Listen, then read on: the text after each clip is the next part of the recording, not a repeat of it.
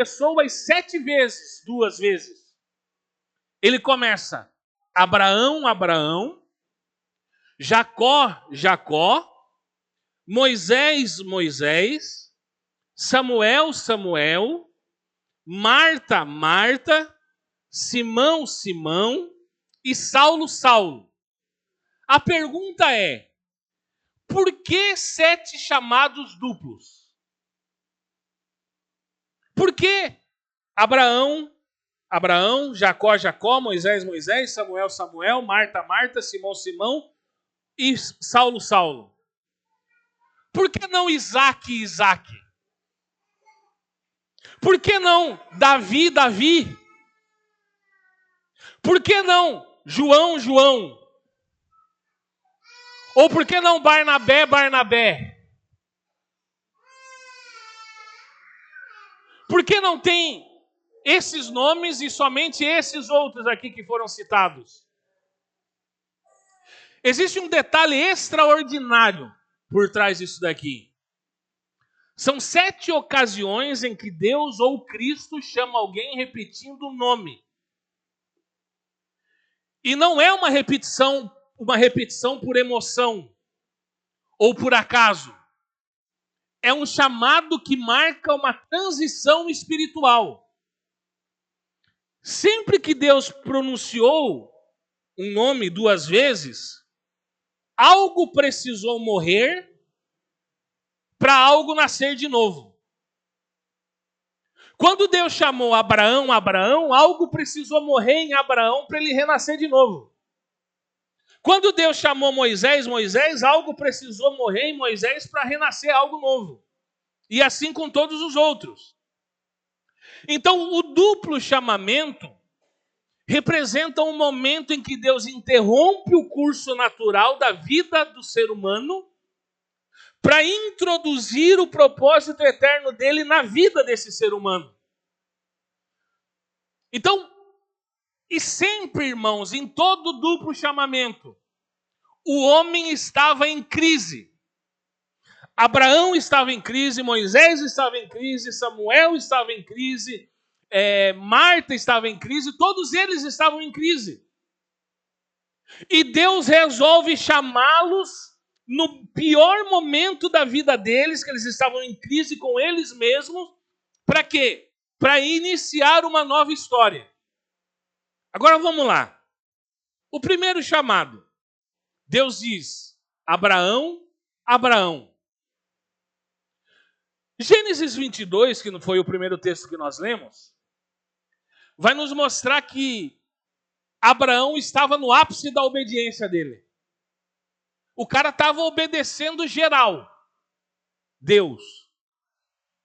Então ele está tão obediente a Deus que ele está indo matar o seu filho, porque Deus pediu para ele. E pela obediência dele a Deus, ele está indo sacrificar o filho da promessa. Então, o que nós precisamos entender, irmãos? Naquele altar onde Abraão preparou, para colocar Isaac, e de fato colocou, não ia morrer apenas o filho de Abraão. Ali ia morrer o amor natural de Abraão. Ali iria morrer os planos humanos de Abraão. Ali iria morrer a segurança emocional de Abraão. Porque o pai e a mãe têm segurança emocional na vida do filho. Então ele matando o filho, a segurança emocional que ele tinha iria morrer também. Ali ia morrer a confiança na promessa visível. Deus fez uma promessa e ele tinha a promessa visível. E quando ele matasse o filho, a confiança que ele tinha na promessa visível também morreria. Então, quando o cutelo é levantado para ele sacrificar e matar o filho, Deus interrompe ele e ele fala assim, Abraão, Abraão. Então, falar 2 vezes o nome de Abraão interrompeu o sacrifício do filho. Só que o sacrifício do filho foi interrompido.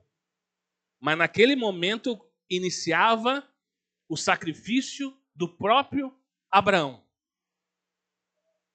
Depois desse episódio, Abraão nunca mais foi o mesmo.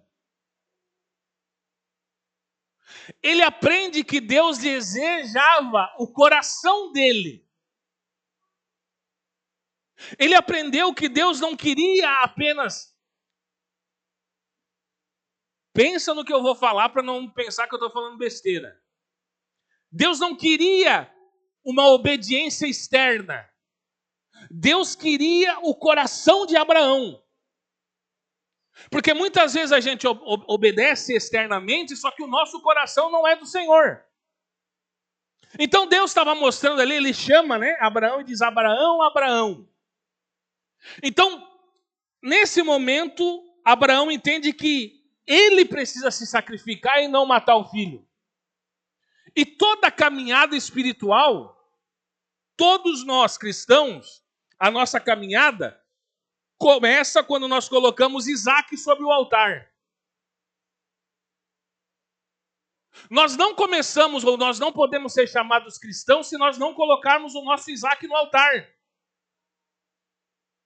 E aí, a gente pode perguntar, qual que é o nosso Isaac? Aí, irmãos, cada um tem um Isaac diferente. Talvez o nosso Isaac seja as nossas vontades. Talvez o nosso Isaac seja um emprego. Talvez o nosso Isaac seja abrir mão de coisas. Só que veja o detalhe por detrás do texto.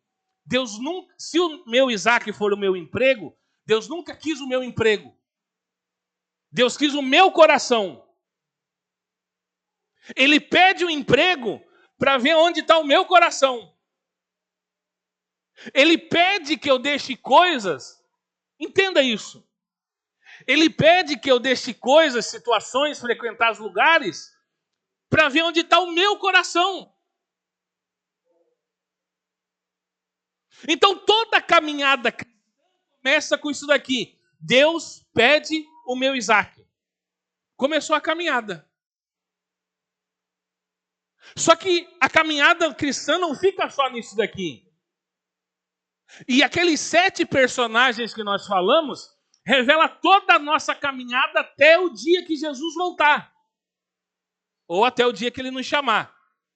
Então, diga assim: iniciou a minha caminhada. O que acontece? Deus vai me pedir o Isaac. Aí o que vai acontecer depois de me pedir o Isaac? Deus vai chamar assim, ó, Jacó, Jacó. O chamado para confiar na soberania de Deus. Comecei a caminhada, aceitei Jesus, me batizei nas águas. Comecei. Agora Deus quer que eu pule de fase. E para eu pular de fase, eu preciso confiar na soberania dele. Jacó, irmãos, viveu 22 anos acreditando que José estava morto. 22 anos ele acreditou que o seu filho estava morto. Depois de 22 anos ele recebe a notícia que José está vivo e governando o Egito. Só que surgiu uma crise dentro dele. Eu devo ir para o Egito ou não? Por que surgiu essa crise dentro dele? Porque Abraão, o avô dele, fracassou no Egito. O pai dele, Isaac, foi impedido por Deus de ir para o Egito. E ele entendia porque tanto o avô e o pai pregavam para ele a palavra. Ele entendia que o que Deus tinha para ele não estava no Egito, estava em Canaã. Então ele pensa assim: meu filho está no Egito, como que eu vou lá no Egito? Como que eu vou levar minha família no Egito?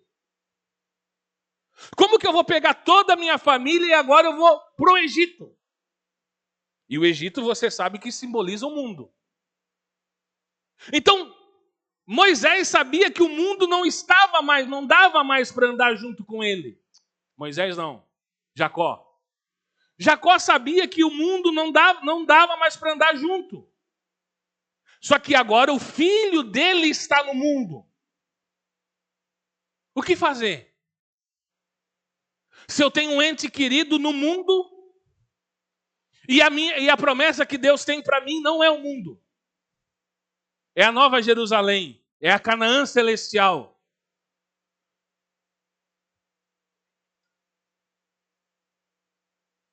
Será correto levar minha família para o Egito?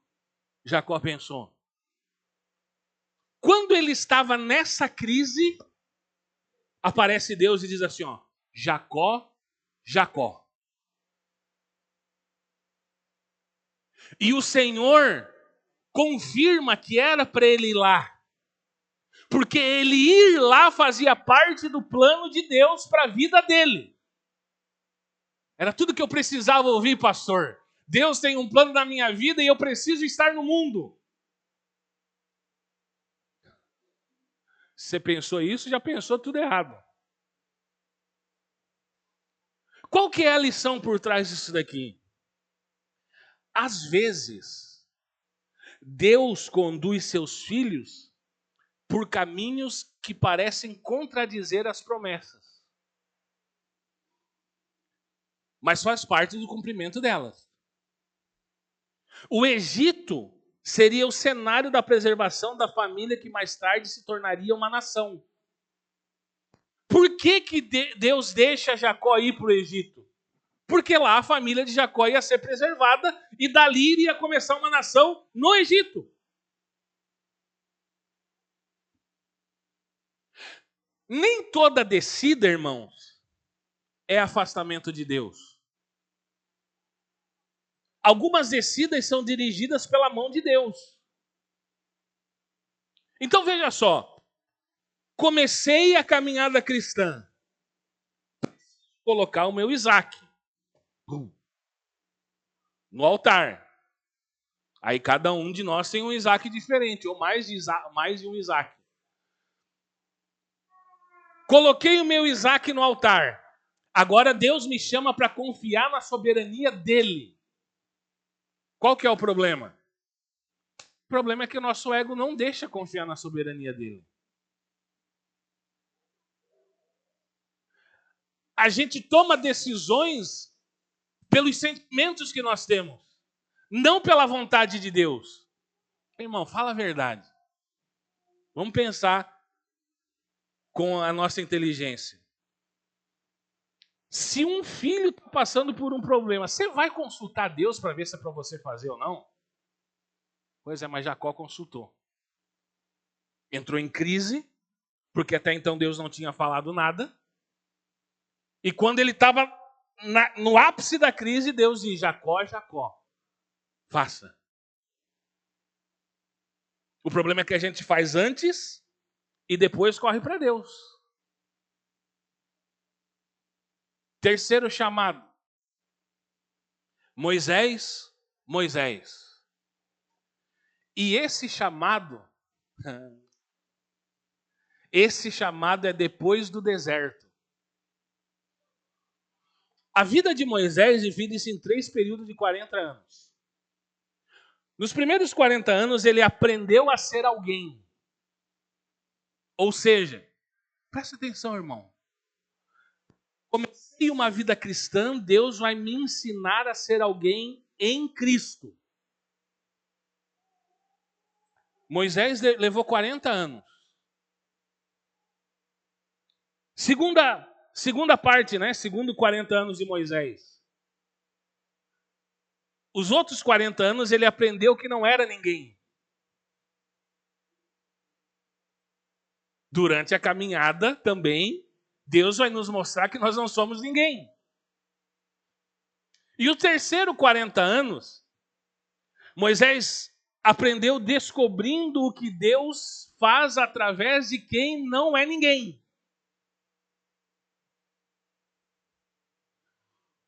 Aos 80 anos, quando Deus aparece para Moisés, toda a esperança humana parecia ter acabado de Moisés. Porque Deus vai falar com Moisés novamente quando ele tinha 80 anos. E aí, Deus aparece e chama: Moisés, Moisés. Agora, para você entender a crise que Moisés estava, bota aqui Salmo 90, versículo 10.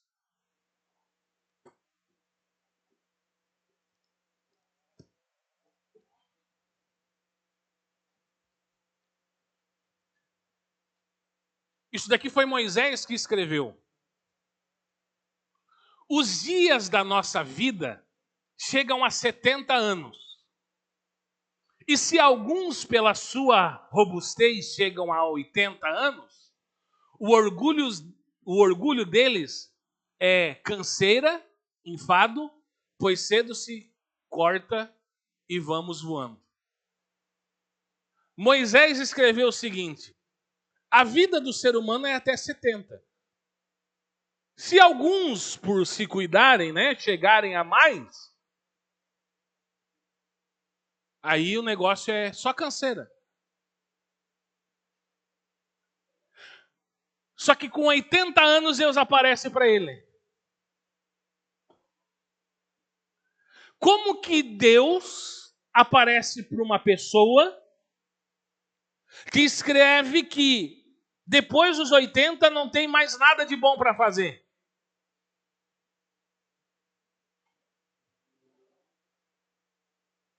Como que fica a mente de uma pessoa que está esperando a morte?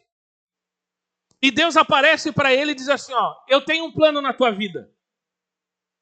Eu tenho um plano com você, Moisés. Então, no episódio que Deus aparece, a sarça queimava. A sarça queimava e não era consumida. E essa sarça representa o homem natural cheio do fogo divino, sustentado pela presença de Deus. Então, o deserto que Moisés passa não foi desperdício. Os 80 anos que Moisés passou no deserto foi uma preparação. Irmão, as dificuldades que acontecem na nossa vida depois que a gente começa a caminhada com Deus, as coisas que acontecem na nossa vida depois que a gente começa uma caminhada com Deus, não é desperdício, é preparação para lá na frente.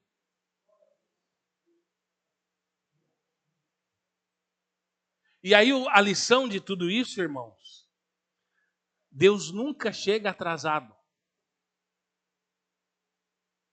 Ele chama quando a sua obra está pronta para começar. Mas ele não pode contar com o Charles enquanto o Charles não está preparado. Ele não pode contar com o Tiago enquanto o Tiago não passou, não deixou o Isaac no altar, não confiou na soberania dele e não passou pelo deserto. Qual que é o grande problema? O problema é que nós queremos pular as etapas. Deus faz uma promessa para Sofia: Sofia, você vai ser uma pregadora. Se o pastor não me deixar pregar mês que vem, eu abro uma igreja. Porque esse pastor aí, olha... Só que será que a Sofia colocou Isaac no altar? Será que a Sofia confia na soberania de Deus? Será que a Sofia já passou pelo deserto? Tem 3 só, falei só 3, falta mais 4 ainda. Só que nesses 3 aqui, muitos de nós já reprovamos. Quarto chamado. Samuel, Samuel.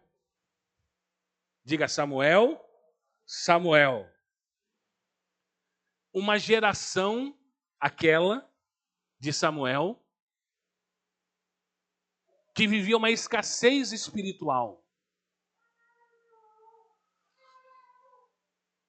A palavra de Deus era rara vir para aquele povo. As visões eram incomuns. E quando eu falo em visão, irmão, não é chegar aqui e dizer assim, eu não vejo anjos, eu não vejo nada. Lembre-se que isso daqui está no Antigo Testamento e agora nós vivemos uma nova aliança. A visão da nova aliança, Paulo vai falar quando ele vai se defender lá quando ele está sendo julgado. Ele vai dizer ao rei assim, ó, eu não fui desobediente à visão celestial. A visão celestial é a doutrina dos apóstolos que foram colocados como fundamento da igreja no Novo Testamento. Não é ver anjos, ver coisas. Então, a palavra do Senhor era rara, não se tinha visão. Israel estava vivendo uma decadência espiritual aqui na época de Samuel. E sabe quem Deus levantou? Um ancião. Não. Deus levantou um menino.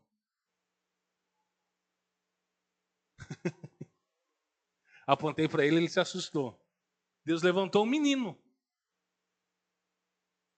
Um menino que Deus encontrou abertura para trabalhar nele. Porque os religiosos, Deus não encontrou abertura para trabalhar.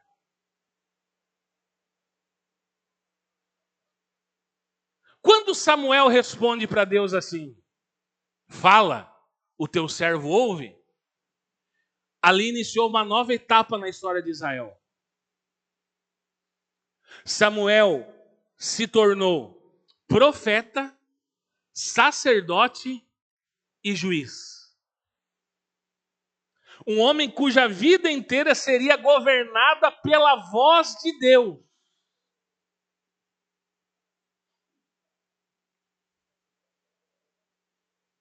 Então observe, Deus precisava restaurar Israel.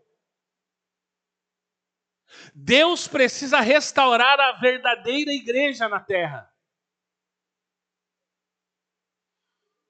Só que toda restauração começa quando alguém aprende a ouvir o que Deus está falando. Só que aí tem outro detalhe. Ouvir o que Deus está falando, Deus sempre vai usar a voz de uma pessoa que é conhecida. Porque Deus é espírito. Então, quando Deus chamava Samuel, ele ia onde? Lá no líder dele, lá no sacerdote. Me chamou? Não. Aí ele ia de novo. Aí Deus chamava de novo. Me chamou? Não. Aí Eli entendeu, né? Se te chamar de novo, diga assim, ó. Eis-me aqui, Senhor, o teu servo ouve. Então, para ouvir a voz de Deus, Deus sempre vai usar alguém que está acima de nós para com Deus. Irmão, esses dias eu estava conversando com a pastora, domingo passado, depois da reunião que a gente chegou em casa, se eu não me engano. E ela falou uma coisa, irmão, que eu fiquei admirado. Eu sei que ela é inteligente, mas ela falou uma coisa, irmão, que olha... Ela falou assim, ó. Você não é o líder? Pela Bíblia, o líder não tem acesso direto, todos têm, né? Mas se Deus confiou uma obra na tua mão, significa que ele te ouve diferente. Significa que se você falar com ele da forma certa, ele vai responder da forma certa. E eu disse, rapaz...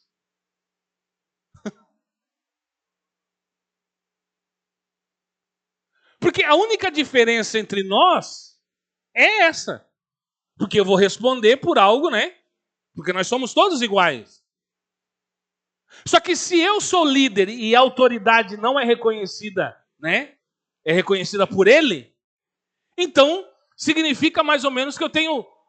Todos têm, mas para vocês entenderem, significa que eu posso chegar lá e falar com ele, Deus é assim, assim, assim, dá um jeito. Então toda restauração começa quando alguém aprende a ouvir. Veja só como a história se encaixa. A Sofia se batizou nas águas e aceitou Jesus. Colocou Isaac no altar. Confiou na soberania de Deus. Passou pelo deserto. Só que agora ela precisa ouvir Deus através da vida de uma pessoa.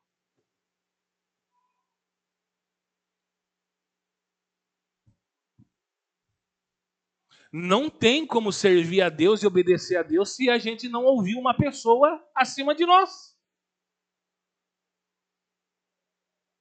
Aí aqui acaba a antiga aliança e nós vamos para a nova aliança. Estamos na igreja, né? Congregando. Tem um líder acima de mim. Aí vem a Marta. Marta, Marta. O chamado que confronta o ativismo religioso. Marta servia. Mas o seu serviço estava produzindo ansiedade nela. Ela estava na igreja servindo ao Senhor, só que aquilo estava produzindo ansiedade nela. O que ela estava querendo fazer, irmão? Ela queria agradar Jesus, só que na força do braço. Na sua força. E aí Jesus vai dizer: Marta, Marta, Sofia, Sofia, andas inquieta e preocupada com muitas coisas. Só que a Aldenice escolheu a melhor parte. O que ela escolheu? Ela escolheu estar aos pés do Senhor. O que isso significa? Que servir sem ter comunhão com o dono me cansa.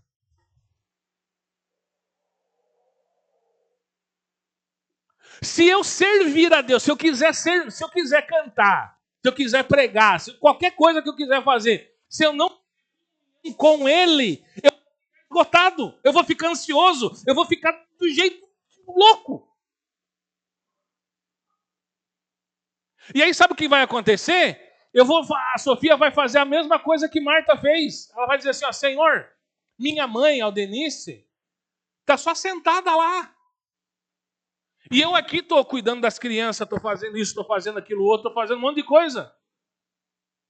Aí o Senhor fala para Sofia, você está inquieta com tantas outras coisas que não diz respeito às minhas coisas. E a Aldenice está sentada, obedecendo e tendo comunhão comigo.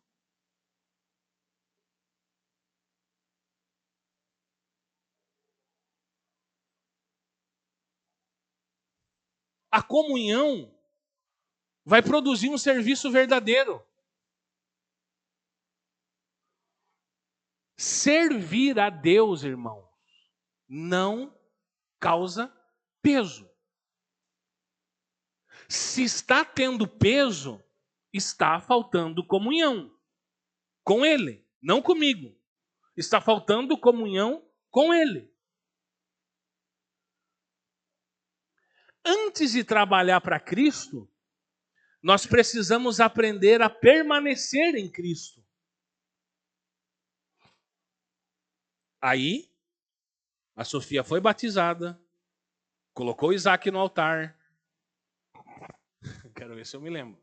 A Sofia foi batizada, colocou Isaac no altar, confiou na soberania de Deus, passou pelo deserto, está obedecendo o líder, e agora ela entendeu que esses 4 aqui não adianta se ela não tiver comunhão com Cristo.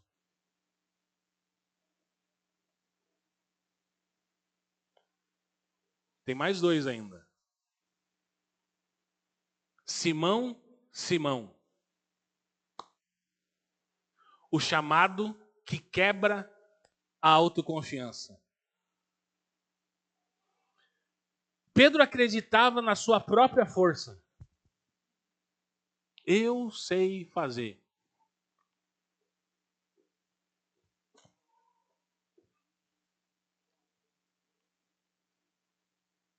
Com certeza o Robert já pensou isso, né? Não aqui, espero, mas em outros lugares. sei tocar, não preciso fazer nada. Eu aprendi a tocar, né? Talvez o Pedro também já pensou, eu sou o cara. Não tem ninguém que bate na bateria mais do que eu, ou no cajón.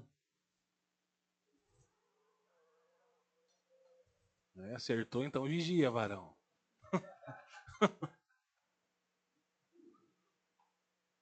Por coincidência, Pedro, Pedro. Simão, Simão.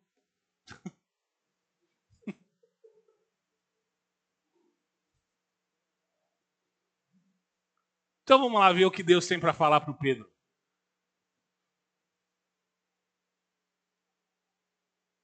Pedro prometeu morrer por Cristo. Não, eu vou contigo até a morte. E se for preciso, eu morro no teu lugar. Poucas horas depois, negou 3 vezes.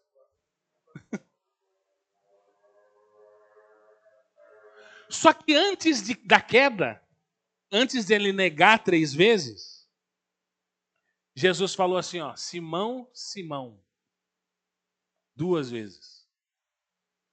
Satanás me pediu para te peneirar. Só que eu intercedi por você. Sabe o que significa peneirar, irmãos? O original da palavra ali? Satanás me pediu para te tentar ao máximo até tu negar tua fé. E aqui que vem aonde nós paramos a caminhada cristã. Nesse momento aqui. Qual momento, pastor? Me batizei. Aceitei Jesus. Deixei o Isaac no altar. Confiei na soberania de Deus. Passei pelo deserto. Estou obedecendo o meu líder. Aprendi que tenho que ter comunhão com ele. Estou chegando perto. Aí Satanás vem e quer me peneirar. O que ele quer fazer? Me tentar até eu negar a minha fé. Na verdade, a resposta do texto está ali, né? Porque Jesus diz, Simão, Simão, Satanás me pediu para te peneirar como trigo, só que eu intercedi por você. Mas quando você se converter, confirma a fé aos seus irmãos. Ou seja, mostra que você é um homem de fé aos seus irmãos. Só que você precisa se converter.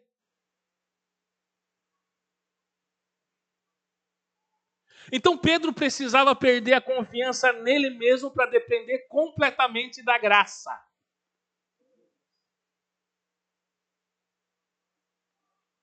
Depois dessa experiência, depois que ele passou por isso, que ele foi tentado por Satanás até o último e ele foi aprovado, sabe o que aconteceu? Coluna da igreja do Senhor Jesus Cristo. Uma das colunas.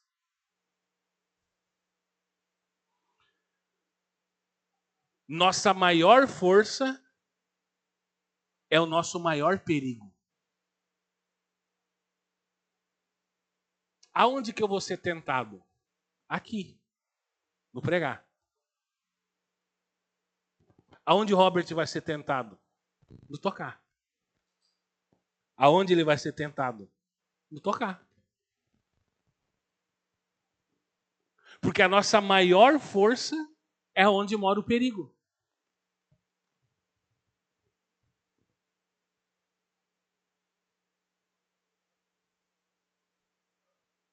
E o último chamado. Saulo, Saulo. Aí aqui, irmão, se a gente chegar nessa parte aqui, estamos bem. Se a gente passar do Simão, Simão, já estamos bem. Mas se passar nessa daqui, o chamado que transforma um perseguidor em um apóstolo.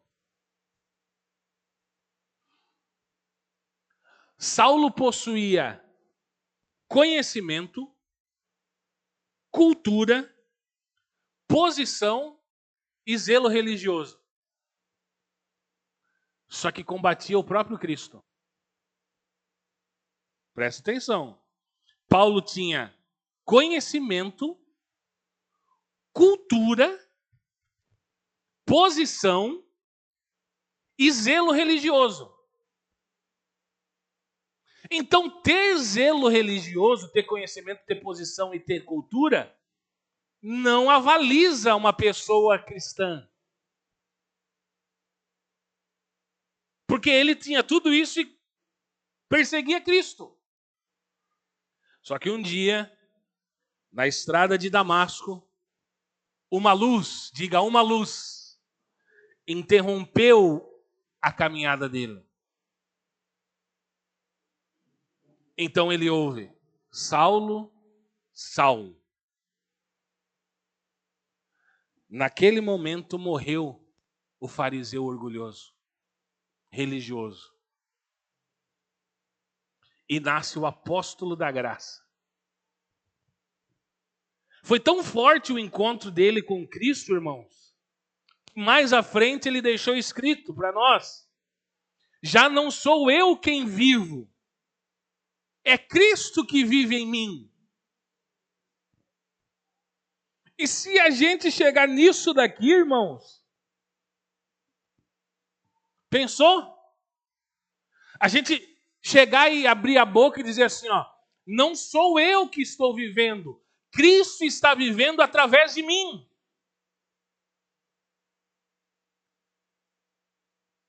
Essa é a meta.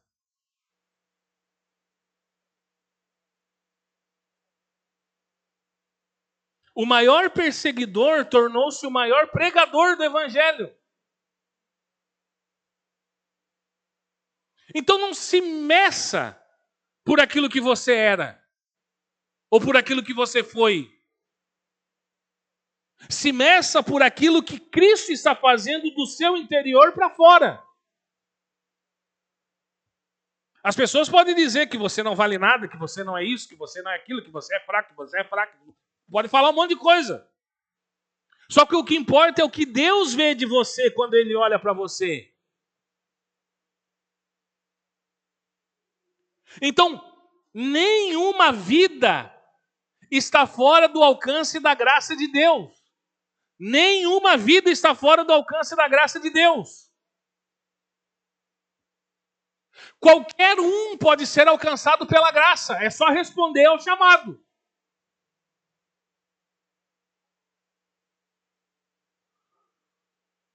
E por que esses 7 chamamentos, irmãos? Na Bíblia, o número 7 representa a plenitude. A obra de Deus completa, o número 7. E esses 7 chamados escrevem toda a jornada espiritual do cristão. Abraão, justificado pela fé e separação do mundo. Começou a caminhada. Jacó, aprender a confiar na providência divina. Segundo passo da caminhada. Moisés, terceiro passo, ser preparado no deserto. Não tem outro lugar de preparação que não seja o deserto. Sinto informar. Quarto, Samuel, aprender a ouvir a voz de Deus através de outra pessoa. Quinto, Marta, trocar o ativismo, fazer por comunhão. Simão, ser quebrantado para depender da graça. E sétimo, Saulo, viver a transformação completa em Cristo. É como se Deus apresentasse por meio dessas 7 pessoas o caminho completo da formação espiritual do seu povo. Em todos os 7 episódios, há algo em comum com eles, que eu já falei no início. Eles estão no limite deles. Então Deus vai falar. E talvez, irmão, você esteja no seu limite. E Deus está falando essa noite. Charles. O duplo chamamento revela que Deus conhece profundamente seus filhos. E ele intervém externamente quando a crise se torna uma oportunidade de mudança.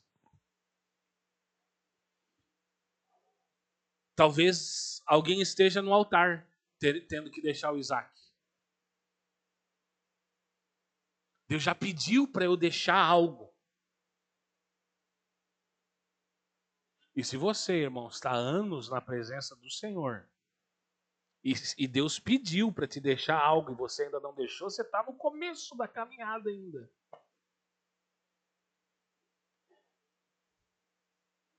Mas talvez estejamos na frente do altar para deixar o nosso Isaac.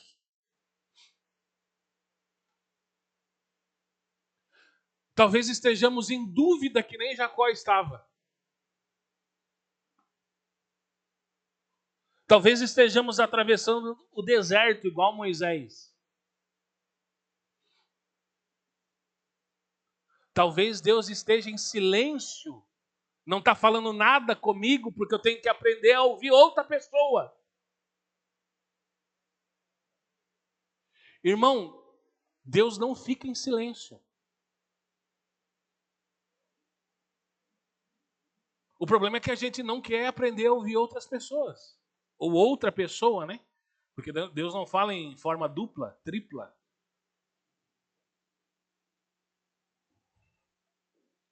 Talvez a ansiedade igual Marta.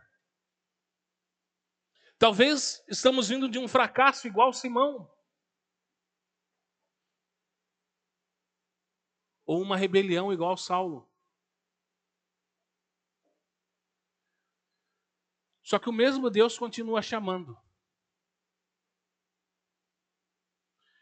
E quando ele chama 2 vezes, não é para condenar. Quando ele chama 2 vezes, é para transformar.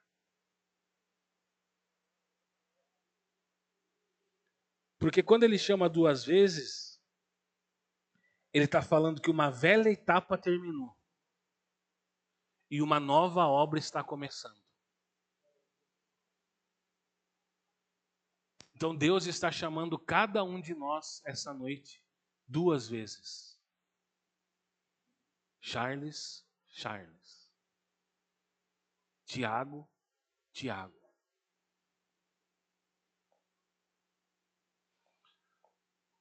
Só que qual que é o problema? O problema é que ele está chamando Charles.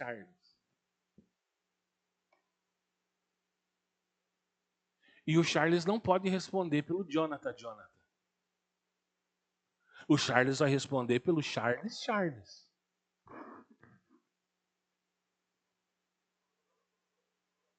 Por que o senhor está falando isso?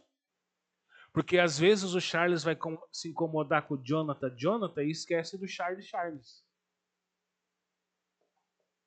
E aí o Charles não faz, nem o Jonathan faz. Aí o que acontece? Estamos reunidos todo domingo, Deus nos chamando Charles, Jonathan, e nem o Charles nem o Jonathan estão fazendo o que Deus quer que faça.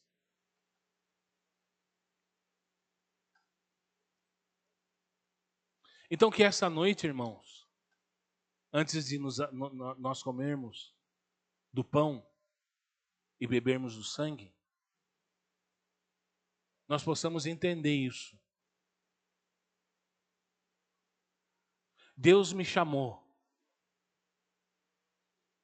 para algo. E nós podemos passar, ver se a gente passa nesse chamado, lá naquele primeiro coisa que eu falei antes de pegar aqui os avisos que foram postos em um templo antes do início da reunião. Aqui não vai precisar colocar aviso, irmãos.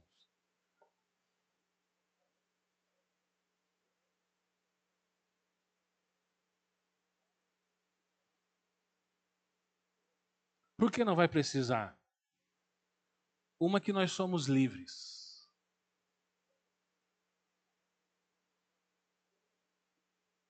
E nós sabemos usar essa liberdade.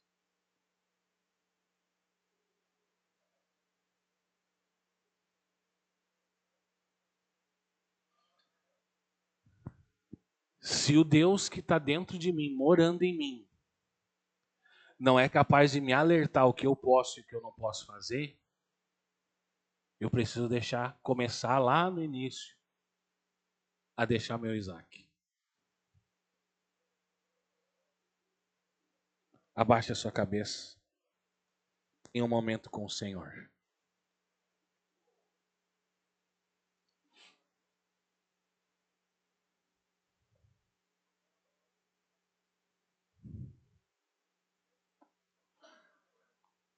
Senhor, essa noite, Pai,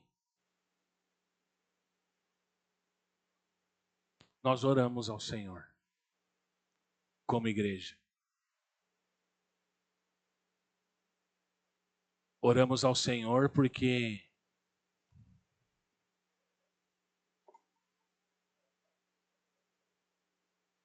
quanto mais luz o Senhor nos dá, parece que mais difícil fica.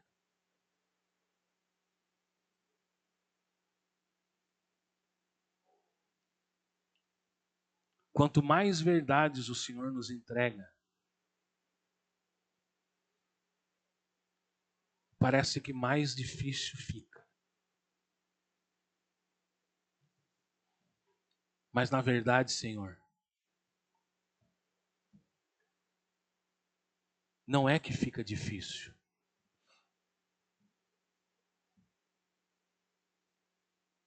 A verdade é o nosso eu que não quer morrer.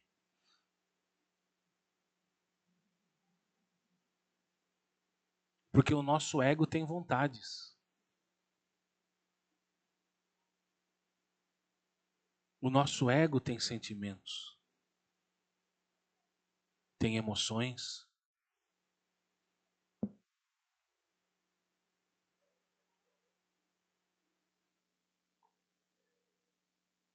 E infelizmente nós estamos confundindo os sentimentos, as vontades e as emoções do nosso ego com a voz do Senhor.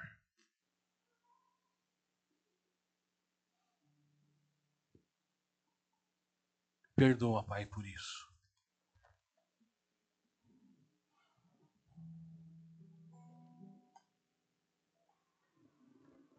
Perdoa porque